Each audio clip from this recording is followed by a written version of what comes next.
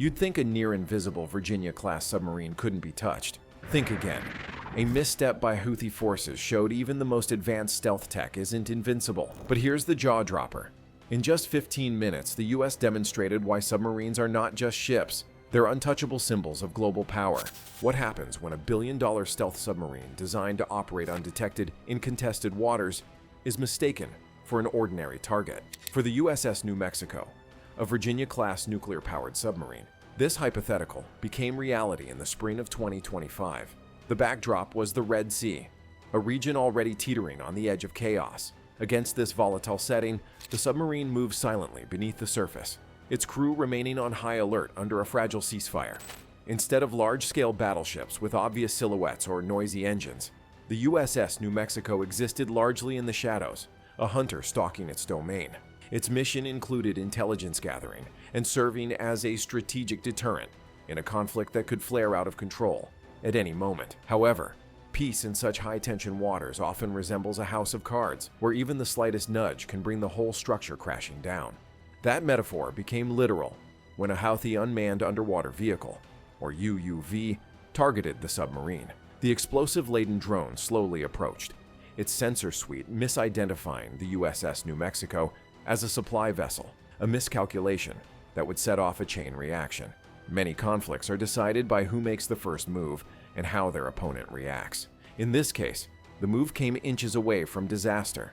The UV skimmed the titanium hull of the USS New Mexico, but failed to detonate. Even so, this brief contact sent shockwaves through the Navy's command structure. To understand the gravity of this, picture a large dam holding the weight of an entire river.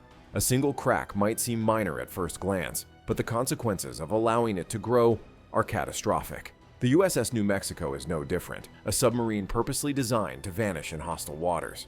Its hull being compromised, even superficially, is not a small matter.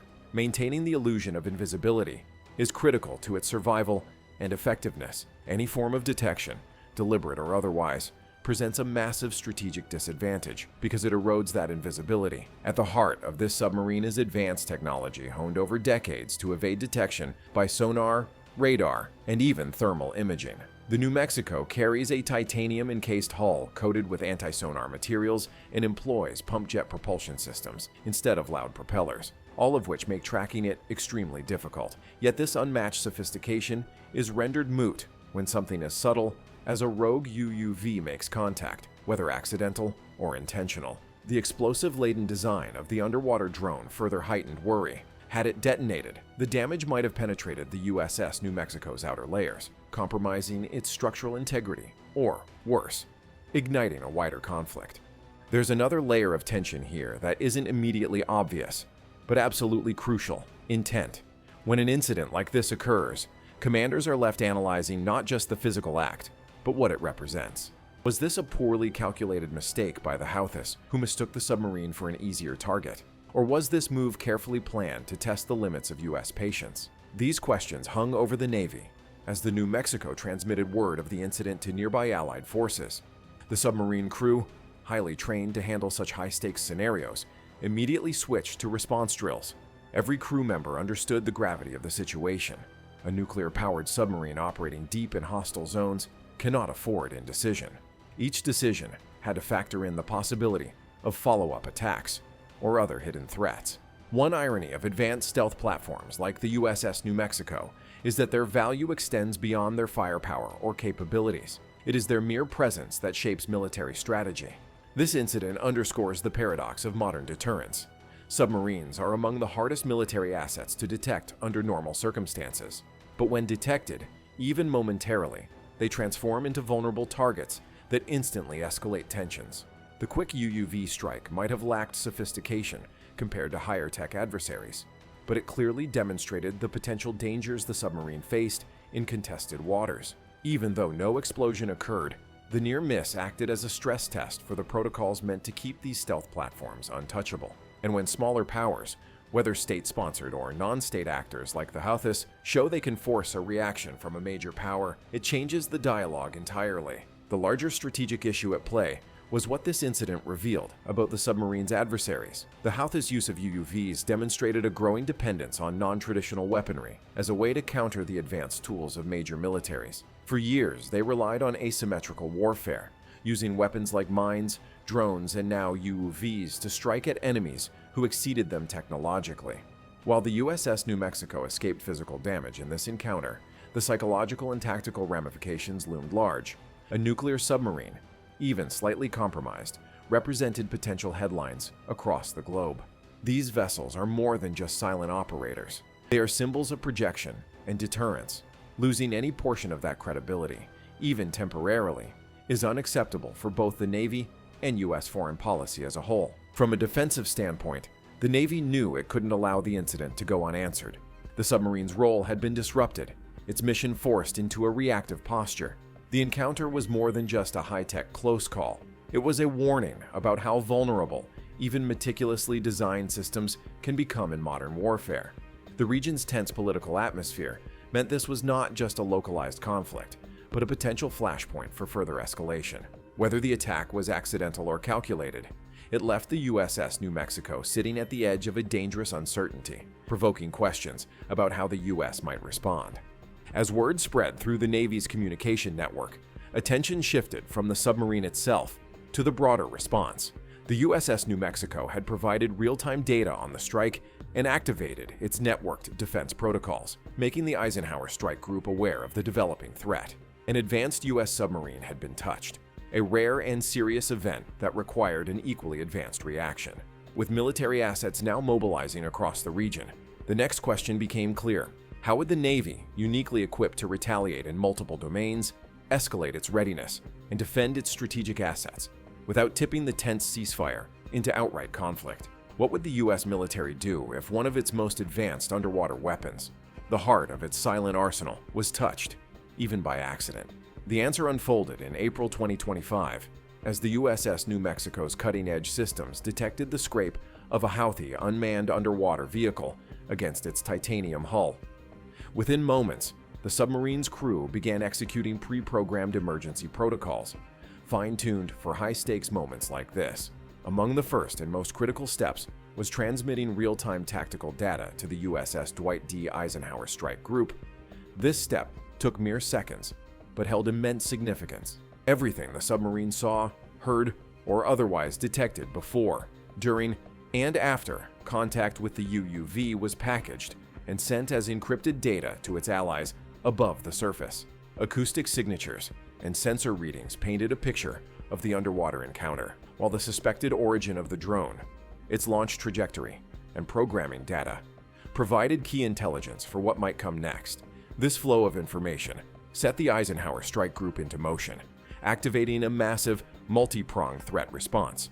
Despite no immediate explosion or major physical damage, the situation was treated as one with the potential for swift escalation. An attack like this, intentional or not, meant one thing: vulnerability had been tested, and the U.S. Navy's rapid mobilization would now be the deciding factor in regaining the upper hand.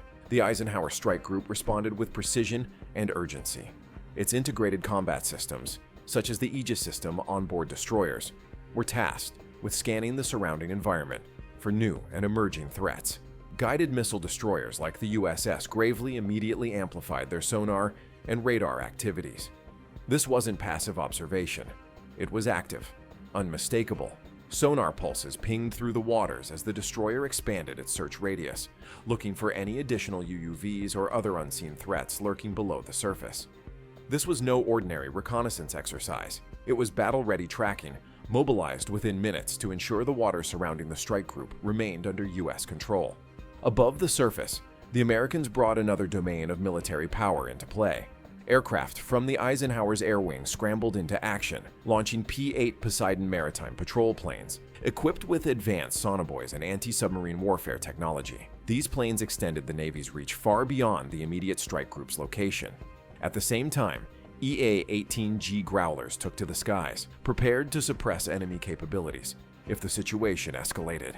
These electronic warfare aircraft jammed radar systems and communications within their range, effectively sealing off the theater of operations from interference. The message was loud and clear. Any continued provocation would meet uncompromising precision. The significance of such quick and layered responses lies in the coordination it demands.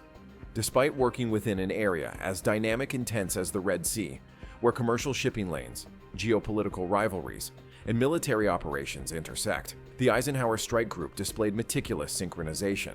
To compare, imagine an orchestra, but instead of instruments producing music, each component executes mechanical functions, tracking enemy units, broadcasting radar signals, flying sorties, maintaining communications, and analyzing intelligence in real time.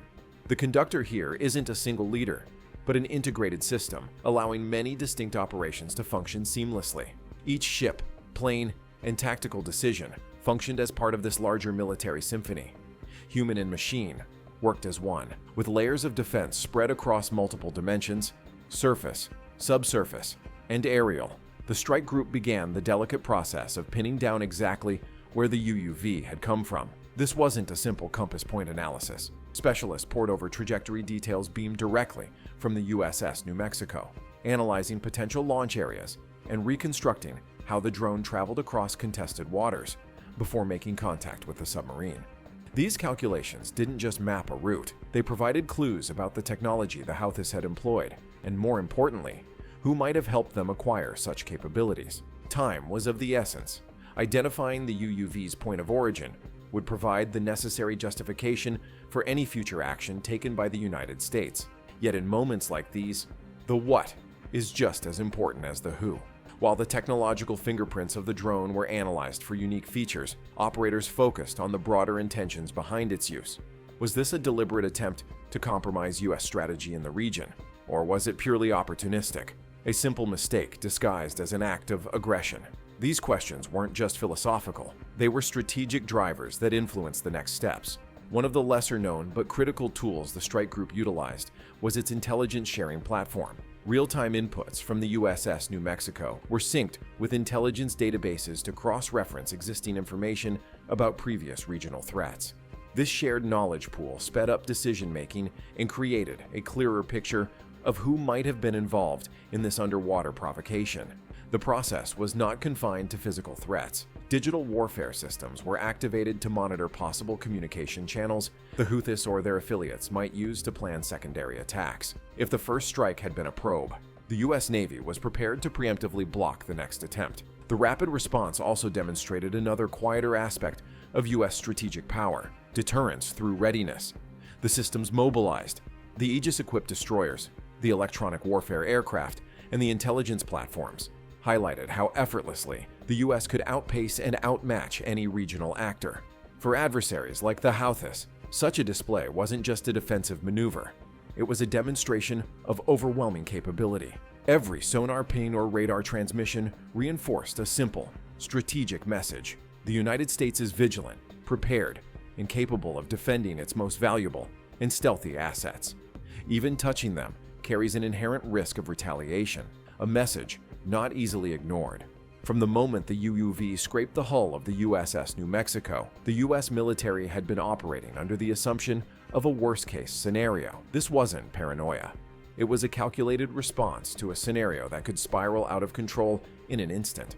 The interwoven coordination between sea, air, and intelligence forces showed how the U.S. not only prepared for escalation, but did so with extraordinary precision. With the origin of the threat becoming clearer and its scope defined, the next question wasn't whether to retaliate, but how to do so without letting the situation cross into full-blown conflict. The answer came soon, in the form of a calculated multi-domain operation, an opportunity to deal with the threat decisively while setting limits in a volatile theater. When the USS New Mexico transmitted its critical encounter data to the Eisenhower Strike Group, the decision was made swiftly. A response was necessary, but escalation had to be avoided. The solution came in the form of Operation Deep Pinpoint, a measured yet sharp strike aimed at neutralizing the Houthi UUV launch site without igniting a broader conflict. Strategists knew this would require threading a near-impossible needle, ensuring clear consequences for an attack on a U.S. strategic asset, while avoiding further destabilization of the Red Sea's fragile geopolitical landscape. At the core of Operation Deep Pinpoint was balance. The U.S. could not afford to let this incident go unanswered. An unchallenged attack on a submarine as critical as the USS New Mexico would embolden adversaries and undermine military deterrence. Yet the region's volatility meant that overwhelming aggression could trigger unintended reactions from other players in the area. many of whom were eager to capitalize on the chaos. The challenge, then, was to respond with precision. This wasn't about carpet bombing or massive displays of firepower. It was about calibrated strikes designed to eliminate specific threats and send an unmistakable message. The operation began with the launch of Tomahawk cruise missiles from the USS Gravely, an Arleigh Burke-class destroyer stationed in the Red Sea. The Gravely's vertical launch system, VLS, hatches opened in a sequence of carefully timed salvos, unleashing missiles pre-programmed with GPS-coordinated targets. These Tomahawks, known for their range and accuracy, were tasked with taking out the UUV's command and control infrastructure deep within Houthi-controlled territory. In hitting these fixed positions, the strike team intended to dismantle not just the drone's launch capabilities, but also the systems supporting any potential follow-up attacks. Simultaneously, air support moved into action. FA-18 Super Hornets, launched from the flight deck of the USS Dwight D. Eisenhower, tore through the skies, loaded with GBU-38 JDAMs and AGM-154 JSOW precision-guided munitions. Flying low along the Yemeni coastline to avoid detection, these fighter jets zeroed in on 3 mission-critical sites: the UUV Control Center, a nearby communications relay facilitating broader coordination, and a concealed weapons cache thought to house additional explosives for future use. The Super Hornet strikes were precise, with each bomb targeting its designated spot to avoid unnecessary collateral damage. The imagery captured during the aftermath confirmed what planners had hoped for: complete destruction of each target with no civilian infrastructure impacted. But this wasn't simply an aerial and missile strike. To ensure maximum effectiveness, the operation relied on electronic warfare to disarm the Houthis' ability to detect incoming threats or coordinate any defensive response. EA-18G Growlers, specialized in electronic warfare, entered the battlefield alongside the airborne strike package. Their role was crucial, broadcasting spectrum jamming signals to blind Houthi radar systems and disrupt communications across the region. Satellite dishes along the coastline went dark, radar displays blanked out, and any chance of coordinating retaliation evaporated into static. This digital fog proved decisive, giving U.S. assets the cover they needed to strike unopposed. Remarkably, the entire operation lasted fewer than 7 minutes from the first Tomahawk launch to the final impact of the Super Hornet's munitions. The brevity of the strike underscored its precision: not a single wasted movement, no hesitation in execution, and perhaps most importantly, there were no U.S. casualties. This wasn't coincidence. It was the result of high-level planning and the seamless integration of multiple platforms. The timings of missile salvos and aerial strikes were carefully staggered to maximize both surprise and efficiency. Surprise was further supported by the Growler's suppression of enemy defenses, ensuring no anti-air systems could respond. The operation's success was evident almost immediately. Reports from intelligence platforms suggested chaos within the enemy ranks. Communications intercepted in the aftermath revealed confusion, with no clear commands coming from Houthi leadership.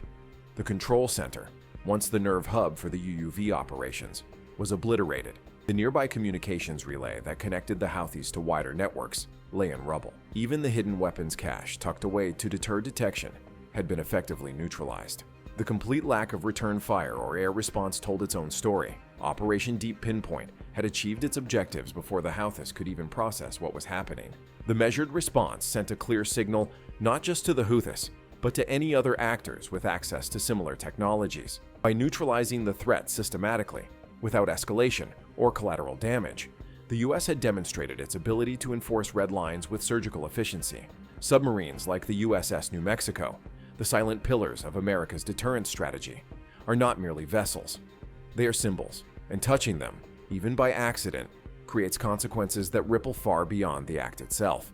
The destruction of the UUV launch site reinforced a simple but powerful truth: acts of provocation, accidental or otherwise, would not be excused.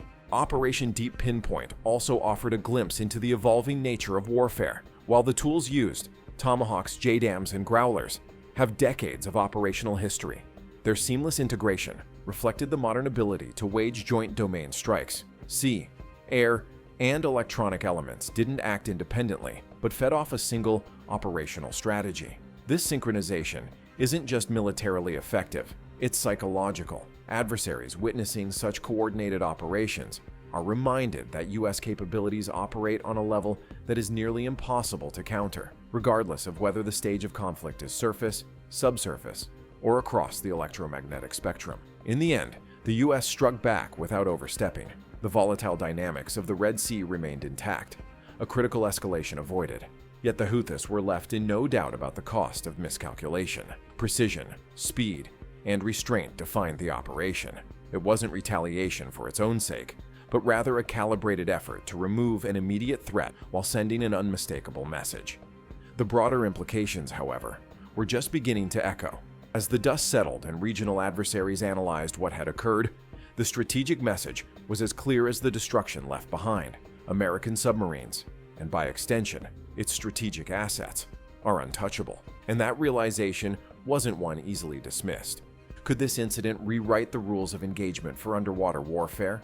What happened in the Red Sea went far beyond the UUV skimming the USS New Mexico's hull. Larger significance lay in the response, Operation Deep Pinpoint, and the precedent it set for how the United States treats its most critical strategic assets. Submarines, unlike other military platforms, aren't just tools. They're untouchable redline assets. And the message the U.S. broadcasted loud and clear through its swift, multi-domain operation was simple. Even the hint of provocation would carry immense consequences. The incident's immediate aftermath revealed the sheer weight of this message. Within hours of the strikes, Houthi command structures went silent. Intelligence platforms intercepted fragmented communications suggesting panic and retreat. This wasn't merely confusion, it was systematic disruption. The UUV control hub and its adjacent infrastructure were reduced to rubble in under 7 minutes, severing the Houthis' ability to launch follow-up attacks or coordinate across their network. Radio frequencies normally buzzing with chatter fell into total blackout, a telling sign of chaos. For a group heavily reliant on boasting asymmetric victories through propaganda, this kind of disruption struck at the heart of their operations. Without narratives of resistance, they were left exposed, reeling from their misstep. To understand why submarines, specifically ones like the USS New Mexico, are treated with such gravity, consider their role. Submarines are, in many ways, a military's crown jewels. They aren't just valuable, they're irreplaceable symbols of power and dominance. Much like a nation guards its most treasured artifacts under lock and key, submarines are shielded by layers of stealth, technology, and defensive protocols. The very purpose of their design is to ensure that their presence alone influences an adversary's calculations. Once a submarine becomes visible, or worse, touchable, it undermines that purpose. The UUV scraping its hull, even without an explosion, was akin to a crack appearing in the perceived invincibility of these underwater platforms. And for adversaries, this crack represented an opportunity that could not be allowed to grow unchecked. The USS New Mexico wasn't just any submarine. It represented the pinnacle of underwater stealth and precision, capable of deploying Tomahawk missiles, supporting special operations, and conducting intelligence gathering without detection. It embodied technological deterrence. The video explains that in submarine warfare, being detected already constitutes failure. Being physically touched, even by accident, is almost unheard of. In the global arena, such an event sends both adversaries and allies a signal, intentional, accidental, or otherwise, that the platform's strategic role has been tested. And this test, subtle as it seemed, warranted a response as much for its psychological implications as for its immediate tactical risks. While the strikes themselves destroyed physical assets, command centers, communication relays, weapons depots, they also dealt a blow to Houthi morale and strategy. No longer could they rely on the assumption that small-scale provocations might fly under the radar or stay beneath the threshold of a military response. The US military's actions enforced a boundary. Submarines are untouchable, and even a low-tech UUV scraping one was a gamble that carried consequences far beyond its intent. As one source put it, if you mess with one, you're not just poking the Navy, you're poking a Tier 1 element of US defense. For the Houthis, this meant losing critical ground not just tactically, but symbolically. A reminder that even the perception of challenging such a platform would result in drastic repercussions. This incident also revealed something deeper about submarine warfare itself. The nature of these vessels, with their emphasis on stealth and undetected operations, elevates the stakes of any interaction involving them. Submarines are often compared to the linchpins of deterrence. Their invisibility is their power. Once touched, their role shifts entirely, moving from predator to potential prey. With the New Mexico's hull compromised by contact, however brief or accidental, the urgency to restore its untouchable status permeated every layer of the U.S. response. The Eisenhower Strike Group wasn't just protecting a strategic platform. It was defending the broader framework of deterrence that submarines represent.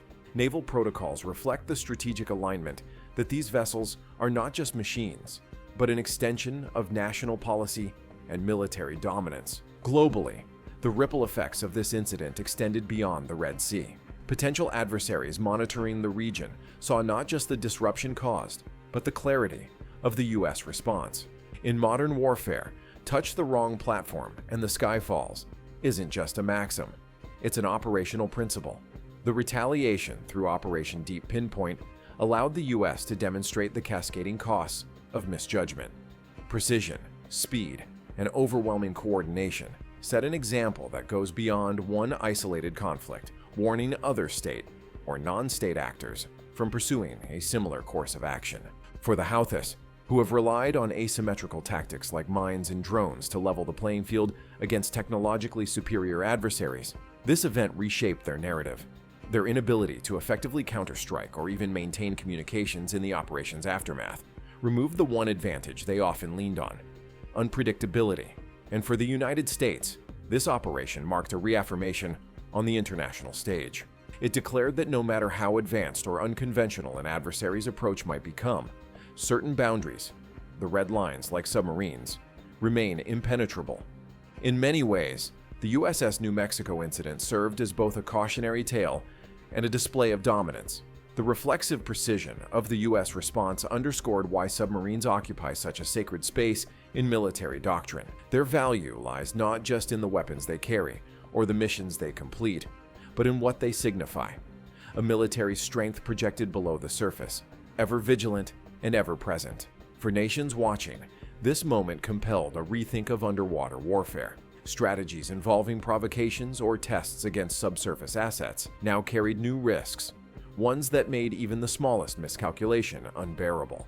The Houthis learned this lesson firsthand, witnessing their capabilities crumble in less time than it took to fire a single weapon. But this was hardly the end of the conversation. If anything, the incident's broader implications were just beginning to take shape. The message sent by the U.S. was undeniable.